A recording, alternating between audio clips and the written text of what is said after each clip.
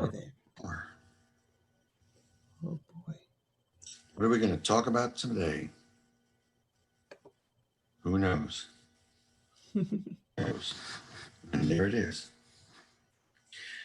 Reason will tell you that the form of error is not what makes something a mistake or sin. If what the form conceals is a mistake, the form cannot prevent correction. The body's eyes see only form.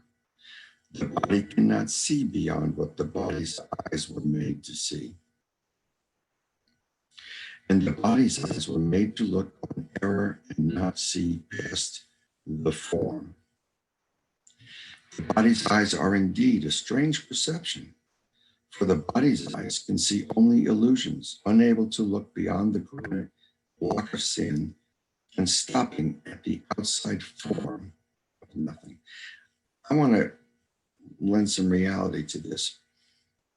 Right now, the biggest thing in the news is about a black man who was killed by a policeman who's put his knee on the man's neck. Without going into any long tirade here, the whole idea of this black bigotry and racism is that all they see is the form. They see a black man. And that, because they have been taught, signifies an unacceptable kind of person to them for whatever reason. The reason is that it's the black body and the color black that makes the difference. And they never find out about the person, about the mind, about what that person really is. And that's what incenses the black, as it would anybody who is being abused because of their body and not acknowledging that they have a mind, that they have a soul, that they sing beautifully, that they dance beautifully, that they think beautifully. So the idea of the body's eyes is really very relevant in today's news. And I think it's very important to understand that that's all ego driven, all this hate that comes from looking at the form and not the content within that form. That's where the real person is. So I just thought I'd throw that in kind of. So the body's eyes were made to look on error and not see past the form. The body's eyes are indeed a strange perception, for the body's eyes can see only illusions, unable to look beyond the granite block of sin, stopping at the outside form of nothing. That's important. To this distorted form of egoic vision, the outside of everything, the wall that stands between you and the truth is wholly true. Yet, how can sight that stops at nothingness, as if illusion's nothingness were a solid wall, see truly? The body's sight is held back by form, having been made to guarantee that nothing else but form will be perceived. The body is part of the illusion of separation. By choosing to look within the body's physical senses, we place our mind into the dream and make the dream's form appear appear real. This identification of our mind as the body prevents us from realizing that we are the dreamer. Reason looks past the dream's form and sees reality that supports the truth. Reason understands that we're the dreamer, and therefore the form that the dream appears in is of no consequence to the underlying content.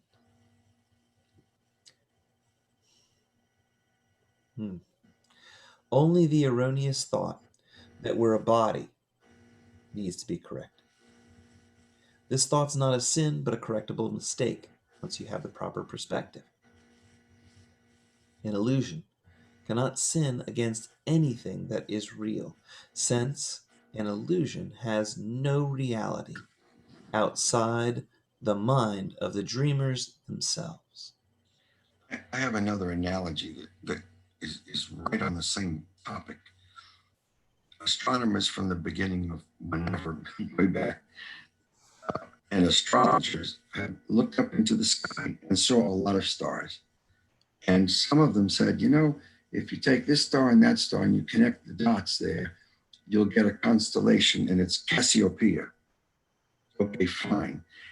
They take Cassiopeia and they make up a whole description of things that have to do with Cassiopeia. This is all body. The real essence of what they're seeing up there is a bunch of stars. And they're not thinking about the stars that are there and what are the stars made up of. And these are other worlds with other beings, perhaps, and all of those things. In early life, I'm talking about in historical perspective. But all they're seeing is the constellation, and they're not seeing what is the essence of those stars. So it's just another way of looking at the form versus the reality of what's beneath it and what's inside that form. Constellation is it's a good word to explain that. So these bodily eyes, made not to see, will never see. They won't see the stars, they'll see the constellation. For the idea the body's eyes represent left not its maker, and the ego is their maker that sees through the body's eyes. I missed that one. For the idea the body's eyes represent, Lee, I need help on this one. Number 2, sentence 2. Okay.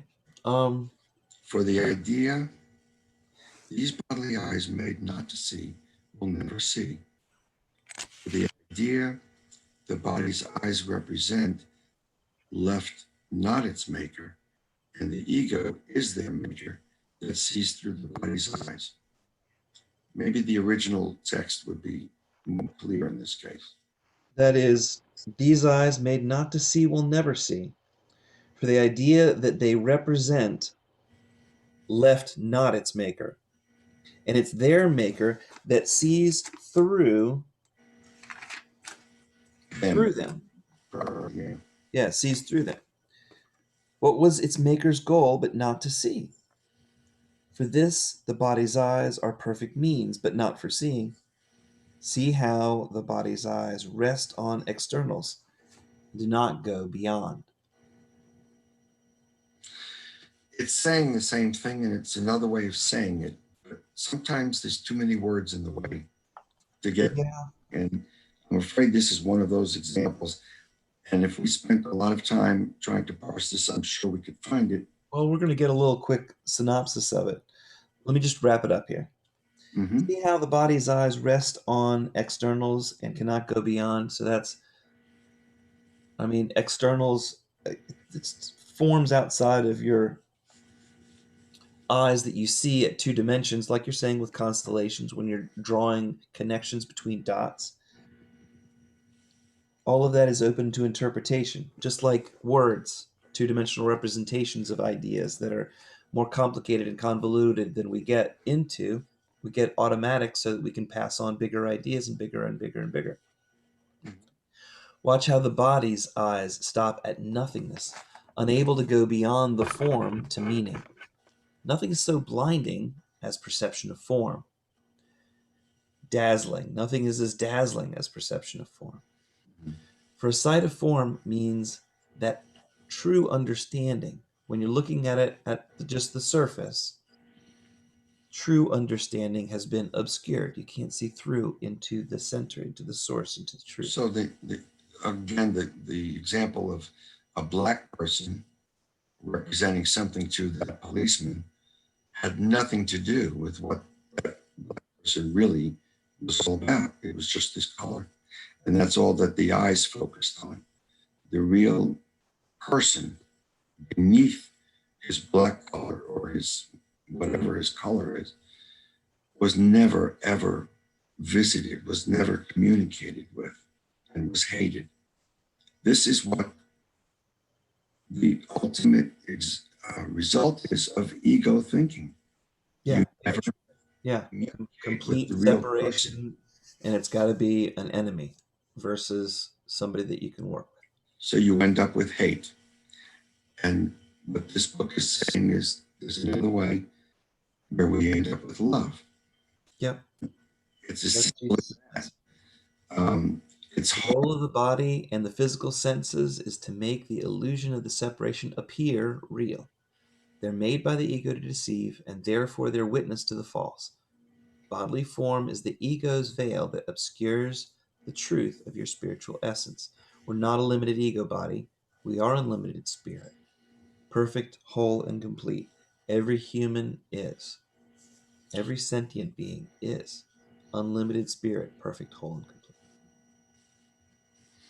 And we are as God created us. And that is the one phrase that is more often repeated in the lessons that follow 365 lessons, daily lessons, than any other statement. We are as God created us. It's the hallmark of this course to move constantly in that direction, to see things as they really are and not as they simply appear to our eyes. And that's what vision is. So I needed Lee just now to give me a different point of view. His point of view came from one side, mine came from another side, and that helped us get through to find out the real meaning of this. And it's the reason that we need more than one person. It's almost impossible to study this by yourself because every once in a while you get to a point where those words just don't work and you need somebody else's point of view. That gets us into the reality of what's going on. Okay.